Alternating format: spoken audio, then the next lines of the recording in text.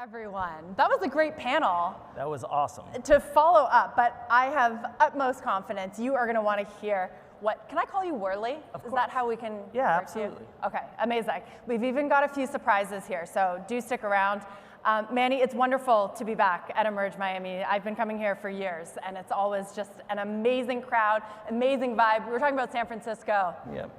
Backstage. The vibe here, just a little better. Little bit better. Still.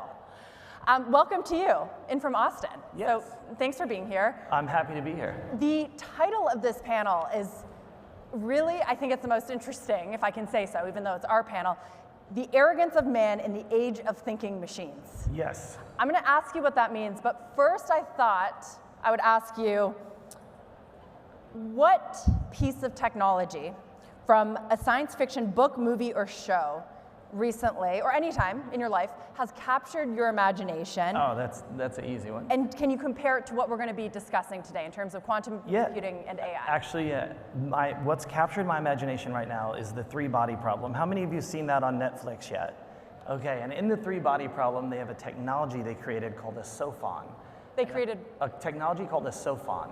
And the sophon is a proton that they unfold across all these dimensions and make as big as a world and then turn into a thinking computer, and then they shrink it back down to the size of a proton and it accelerate it at light speed towards Earth. And because they're entangled on a quantum level, then they can see everything even though they're hundreds of years light speed travel away. They can see everything in the same instance that's happening on Earth, and they use it to spy on us and to communicate with their allies on the planet. And that's very similar because in quantum computing, we're effectively using superposition and entanglement as a new computational surface. So that concept of those two qubits being entangled is the exact same things as the sophons in that show. It sounds a little ominous, though. It was used to spy on us. Yeah, well, that's a very sci-fi fanciful thing, but that was the question.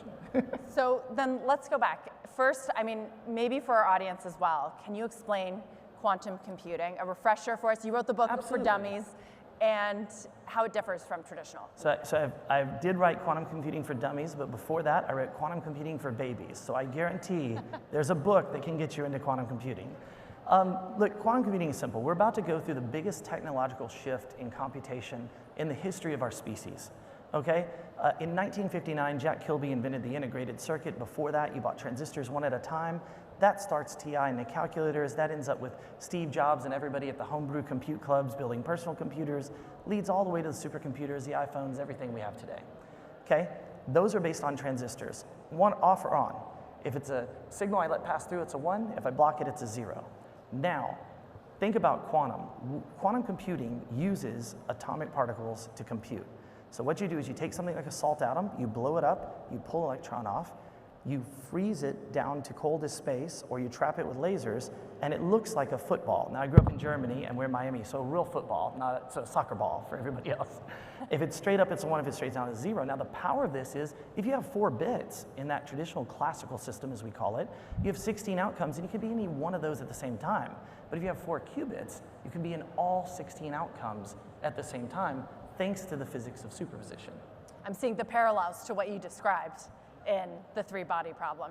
Can everyone hear us okay? I just want to make sure. I think we're louder out there than we are up here. You can all hear us okay, right? Yeah. Okay, good. It's very quiet up here. Sure. So in San Francisco, where I report on tech news all the time, there's a lot of excitement, hope around quantum computing, but there's also a lot of skepticism. Why should we be skeptical of it?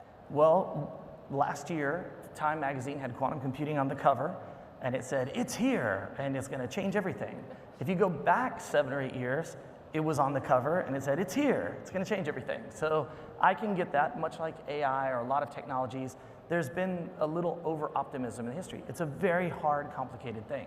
However, when we started our company 7 years ago, there was 5 qubits, 7 qubits, 12 qubits. Now there are hundreds of qubits and thousands of qubits. Now, there's still things to be skeptical about. In quantum, when you entangle those qubits, they are cohered. Well, they can decohere, and very quickly. So the computer you're using might not exist as long as the program you're running on it. So that's one reason you could maybe be skeptical. That gets solved very quickly. In fact, the head of the NSA came out last week and said 100%, like warning to everybody and all of our allies, like quantum computing becomes everything in the next 3 years, maybe 5 years on the outside. So it is there. The reason to not be skeptical is that what was missing from quantum was a software component. So imagine you trying to use your iPhone without an interface and like physically program every bit, right? That's kind of what people have been doing in labs with quantum.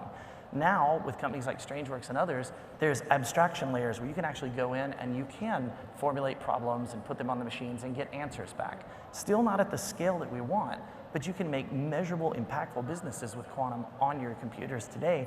And if you don't want to get into quantum, you can do what's called quantum inspired, where you take some of that quantum physics and you make a new algorithm that's inspired by quantum and run it on a classical system. What you're describing almost reminds me of the discussion around artificial intelligence over the last decade plus. Right. And you hear the companies have been already using it and they've been talking about how amazing it is, but it was the ChatGPT moment that pushed it into the mainstream and made people sit up. And that was made possible by the famous Transformers paper by 8 engineers at Google. Yep. When do we get that moment where we can, the consumer, the user can touch and feel it, less enterprise, more consumer? So touch and feel it, probably a ways away. Be affected by it, very soon. So there are logistics companies already delivering your packages, running quantum algorithms to improve logistics. The Frankfurt airport ran quantum computing to optimize hundreds of thousands of people through there and hundreds of gates. So you're being affected by quantum already. Why would you use it? Well, as an individual, we believe that everyone should be curious in science, and we want everyone to use this. This is part of Strangeworks' mission. I believe that as we get into this future, and Peter was talking a lot about longevity and all these wonderful things, we agree it's the greatest time to be alive in the history of our species. You're going to start seeing more people participate in the scientific process, and they're not going to necessarily have a PhD in physics or be a doctor or whatever. And these computational technologies, AI and quantum computing together, are going to unlock a second scientific revolution when all of a sudden somebody like you or I with just an idea can co-collaborate with a thinking machine that helps build a solution that would have been far beyond our technical capabilities, but we're not going to spend years in a lab anymore. There's going to be labs in every home. What you described is similar to the promise of generative AI. So does quantum computing, how do they go together? Well, AI, trust me, will and is already building algorithms that won't run on classical infrastructures. And so it needs quantum computing as a place to execute code on. Quantum computing is very hard. We're talking about the very fundamental physics, the very fundamental nature that surrounds us, that envelops us every day. And to understand that, and if people say, oh, there's a problem with the decoherence, or there's a problem with error correction, probably, yeah, no kidding. You understand you're taking a part of an atom and lining up hundreds of those and using them to compute on. It's not the easiest thing in the world. So quantum computing needs AI as a research assistant to try out different modalities, to help test, to go explore new areas, to help in the labs. So they're intertwined. The way I like to think about it is very simple. Your brain could be argued as quantum mechanical. Now, there are scientists that agree with that and scientists that disagree with that. But let's assume that if nature is quantum mechanical, okay, and your brain is quantum mechanical, then we're kind of using quantum mechanics and actual atoms and stuff to try to recreate a human brain with AI. Okay, well, we're also using it for compute. So these are two technologies that are symbiotic because they are the first technologies we're creating based on nature as compute and thinking technologies. Wow, that's amazing. Let me do a quick question to the audience. I think I know what I'm going to get because this is a tech-heavy audience. Who thinks that artificial intelligence and quantum computing is going to be a net benefit for humankind, for society? And who thinks it's going to be a net negative for society, ultimately? Okay, I do see a few There has hands, to be more at than least those few. Two. There has to be. Everybody who didn't raise their hands on the negative side. I've seen this question before. They might be a little nervous to do so in a tech crowd. But at CNBC, I may be based in San Francisco, but there's a lot of anxiety on Wall Street about what it can and cannot do, whether it's going to displace jobs or create jobs. And fast forward, Whurley, I love how you use movie analogies, so I'll go straight to it. The Transformers sort of Terminator scenario where it kills off mankind, not to be dramatic. Look, we can go to the dramatic side. Here's the thing. Everything you're hearing from every expert about AI is wrong. And I'll tell you why. All of the doomsday predictions. Because if you go back Over the last few hundred years of technology, you'll be hard-pressed to find an expert from the field saying this is where the field's going, and it goes there. And those are just facts. Some science fiction is pretty accurate, but science fiction is also fanciful. So it leads you to things like, oh, the Terminator, the AI will kill us all. Why? That's how we think. That's not how a machine would think, right? But it's built on how we think. And there comes in the main difference where I disagree with a lot of AI experts, which is I grew up in a very conservative household, in a military family. I live in Austin, pretty liberal guy. How did that happen? Well, when I was about 26 for men, earlier, 18, 19 for ladies, you actually have the neurons complete to become intelligent. And when I became intelligent, I had all of those biases programmed into me. And I reevaluated those, and I said, I don't think I believe that anymore. I don't think I believe that. So this is where you get into the thing that will really shake everybody up and sounds way dramatic, but is not meant to be.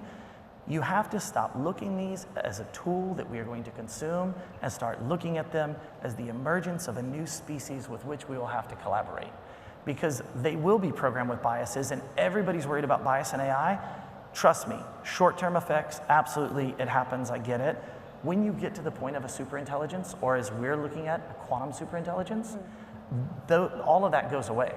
And there's a bigger thing we should think about, which is, does it come up with its own biases? And are those pro us or not, right? So there are problems further down the line. Immediate problems we don't focus on. You use the movie analogies. Terminator, kill us all, never gonna happen, right?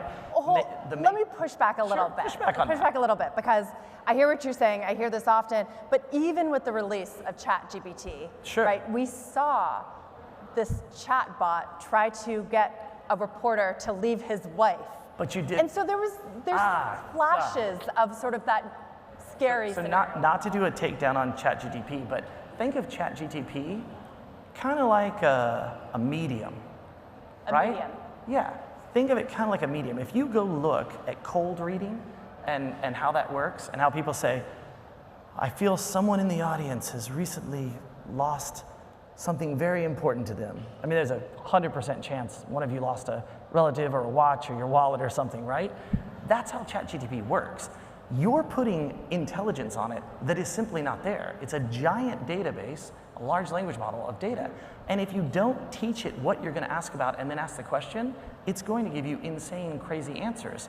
And I also suspect there was a little bit of leading the witness on that one. Absolutely. But the thing is, you know, what prevents that is we're looking at something that is a chat interface to a large database and saying, ooh, it's an intelligence. It is not intelligent. I think even Sam Altman would say that. When we get to an intelligence, completely different. So ChatGPT having biases, leading, 100% of danger right now, real world, totally agree. What it will evolve into when you get to a point of a superintelligence completely changes the rules of everything we know, of everything. In theory, if we invented a superintelligence, it would be the last invention we ever made, because after that, it would invent everything. I'm encouraged by your optimism that the machines aren't going to kill us all. But I also, the journalist in me, can't help but still be skeptical. You really want the machines to come for us, don't you?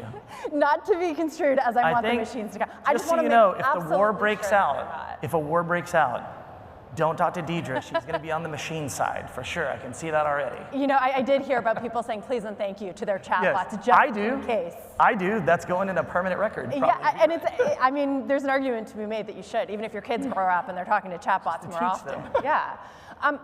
How can you be so certain when we weren't certain of the effects of a ChatGPT and the chatbots that have followed, and there's been so many unexpected outcomes? And let me go back as well with every technology, right? Even with social media, there's been unexpected, unintended consequences. Go back to the atom bomb. Yeah. Effectively, quantum computing and AI combined is kind of an atom bomb for computing, right? What happened, right? They said, we don't want to set it off. It's going to set the entire atmosphere on fire, right? But it didn't. We, as a species, are constantly afraid of progress that might displace us, no matter what it is. It's a natural fear, it's a good fear. But think about you're in a personal relationship. You don't want your significant other to be insecure. You don't want to be like, hey, you know, I love you, like, you know, you just want somebody that's a competent partner. Right. We have to be that with all of the community being technology. And more importantly, what's going to stop it is getting more people involved in these decisions, in this technology. All of you may have pro or negative opinions about these technologies. None of you have written your senators one letter. None of you have talked to anybody in Congress. None of you have probably talked to anybody in your local government.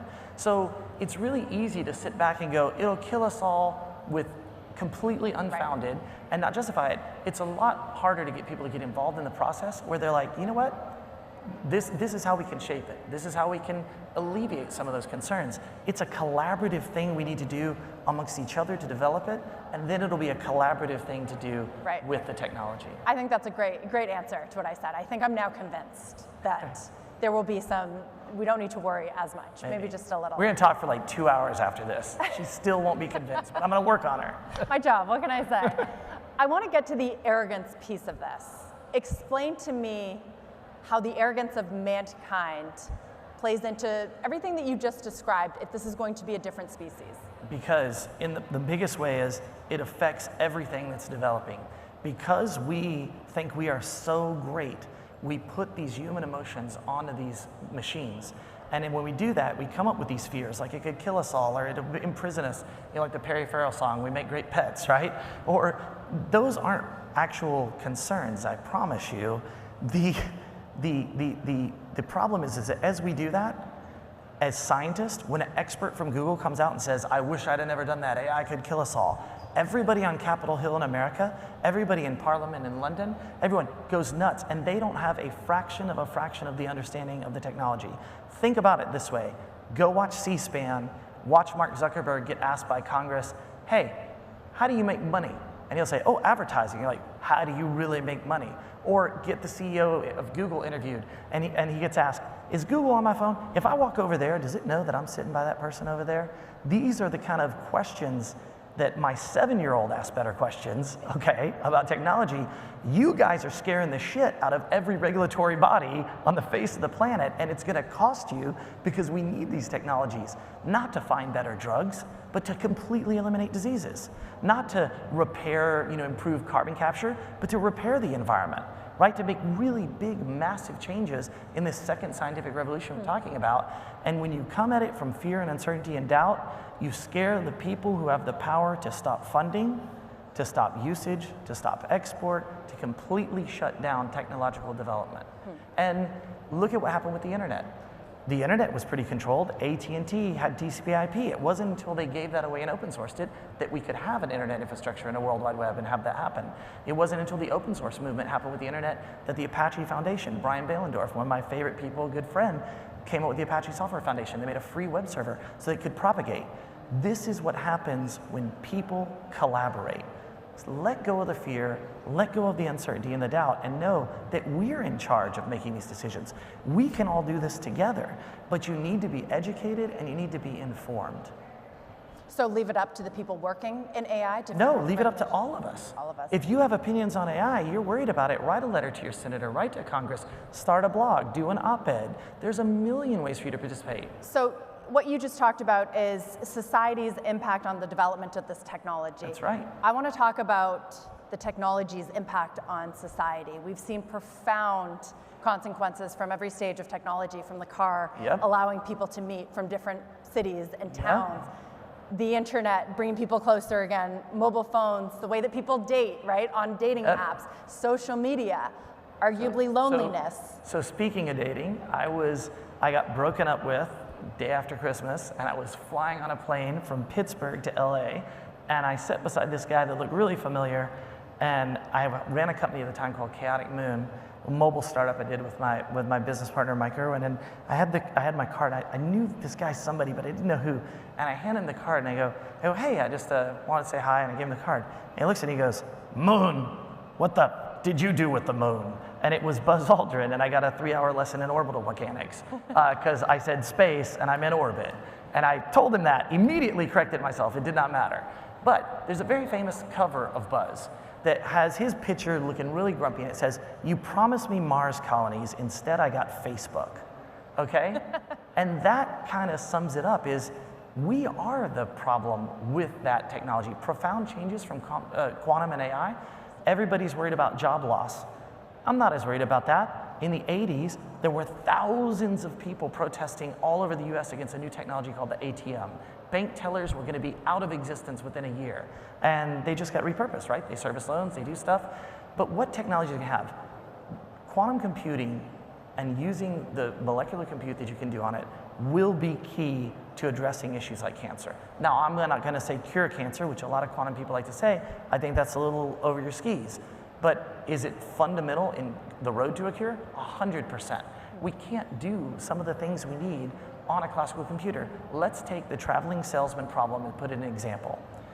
We want to take everybody here to 14 cities around the world. I could write a script on a laptop, takes a few thousand seconds, it's done. We go to 14 cities to 22, okay? Difference of 8. That same laptop takes several thousand years to get to that answer. We go to 28, it takes longer than the time of the known universe. So there are problems that we are trying to solve now with curing diseases, with fixing the planet, with new forms of transportation, maybe teleportation, all these things that we know some of the science we want to run, we literally don't have the compute infrastructure. So why do I say it's the biggest change, bigger than the car and the train and the plane and all, is because we live in a computational world. And we've run against a wall. We've hit the glass ceiling of what humans can do with computers. And now we have to break through that if we want to advance as a society. So everything changes, including, and this is why a lot of countries are very nervous, the geopolitical balance of power. So it's longevity, it's climate, it's a geopolitical balance. If we don't get there, what are sort of the short to medium term impacts? We've seen, I guess, one of the most popular use cases of generative AI right now are chatbots. Yep. For quantum computing, optimization. Optimizing. So optimizing logistics endpoint. You know, Airbus published a lot of examples as quantum challenges for doing the fluid dynamics, doing the cargo loading, et cetera, et cetera. There are so many problems that we know are problems that will completely change the world that we have yet to address, partly because there's not enough people in science, and partly because there's too much quantum. I talk about not enough people in science. Did you know it's about 0.1% of people involved in science, and that's being super generous. So that means if you were, again, on a football field, soccer field, and you took your house key and you put it in the corner of the field and you look down the length of the field, that length would represent the almost 8 billion people on the planet, and your key would represent all science, scientific activity, and scientific knowledge. And that's sad. We all need to be participating in science. We are becoming a species that every great technological advance we have, every advance we have from the car to the internet to everything is scientific in nature. So if we're going to move ahead, if we want a better world for our kids, we need to all try to become scientists, and we need to make sure we're raising them as scientists. That certainly, I imagine, strikes a chord in this room. How do you get that to strike a chord in middle America, everywhere else? Well, the economy is going to help with that a little bit because, I think it's not middle America that we do it with. I think it's in DC, because I think it's programs in middle America we need. So I think it starts at a federal level with government funding into pushing physics and science education deeper and deeper down, earlier and earlier. You shouldn't be getting to high school to do physics. Middle school is great. Why aren't we teaching any kids simple physics in elementary school? Why aren't we teaching these things? So I think the middle of the country benefits dramatically from this. I think farmers get more crop yield, they get all these things. But to do that, we have to have more people involved in the process. Because if you took all those people that are on that house key, sitting on that football pitch, there's not enough of them in the entire world just to help the people here. So we have to make more scientists. Yeah. It's a great message. Really, we could talk for hours more. In fact, you said we're going to talk for 2 more hours, right? Yeah, okay. I want to leave some time because you have something special. I don't even know what's happening now, just so you know. So I thought we would give an example of why this is important. So I brought this big black case with me. Let me know if I can help you. You'll be able to help in a minute. In fact, we'll just start like this. So you want to help me? Yes. All right, so we started a movement called Sci-Curious, okay? So these are t-shirts with the Sci-Curious logo on them. So all you be science. And what we're about to display is this is humans. So we're going to talk about humans in science, and humans and science and technology. So this is humans. So if you want to throw them out there, you guys in the back. Do we need Mariana? Do we need another? We're going to call her out in just a second. But so I can just throw them? Yeah, as far as I can. I'm never going to be in the NFL, remember, right? I'm in heels, okay? You got it. It's perfect. Chunked it. Are you going to sign up for the NFL? That's crazy. I mean, let's get Mariana. My brothers would be proud, I suppose. Let's get Mariana out here. Do I get a T-shirt or no? Yeah? Yeah, we'll make think sure I you threw do. yours. This is like Oprah now. You get a T-shirt. so look, you get a T-shirt. Let's see. Let's put a little physics in the equation. Okay. Mariana, I'm going to have you hold that. Will you hold that? I have no idea what we're doing, folks, for the record. Neither of us do, but we trust think that it's safe. So now, and we're going to kind of turn you ladies this way. This so way? now, we can, yeah, with little, sorry, just flip your handles around. Okay, this way. There you go, flip your handle around. Oh, like this. Yeah, Okay. you can hold it Got up. it, Yeah, got it, there got you it. go. Oh, I know All what right, we're gonna do. now you guys scoot up on the edge of the stage a little bit. This is humans with science, right? This is physics, Woo! right? Still wasn't as far as my throw. Let's turn over. Let's turn over. Okay. Guys, let's try. get some enthusiasm. I don't want to hit the lights. I don't want to hit the lights. Yeah, what? Where did that go? Okay. Oh, nice. All right, now let's go back side. over these. Okay. Who wants These it around guys. this side? Raise your hands. Yeah. All right, all right. We need T-shirts. that back corner. Where like, Back corner. All Well, Okay, we need to you know, hold humans tight. and science are great. Oh, yeah, no. We're gonna do one in the middle. See, this is the Okay. problem. Let me tell you what The the problem is. furthest one yet. So look, obviously humans and science are better, right? We all agree, right? It works. Okay, we're gonna try this one. It's just not working. Oh, that was a Hey. good one. Here, Realistic don't on worry. The screen. Don't worry, because Can we get a big round of applause for that demonstration? that's okay. So that's humans and science. But now we're going to show you the impact of humans and science and technology. Ooh. And for that, we built this. Oh my God. All right, I think we're standing back Yeah? for this one, right? Should we stand back? All right, just Oh, wow. hang on.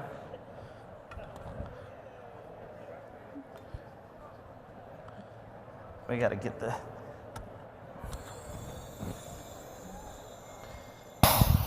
Yep, that's the emergency valve. That was too much pressure. All right, so who wanted a shirt back over there? Wow. Wow. Where did it go? There you go. It was so fast. Someone get it? Okay, we got it. Yeah, someone got it. All right, over here. Clap for it. Váyalo. There we go. All right, it's okay. We'll do another one over there right quick.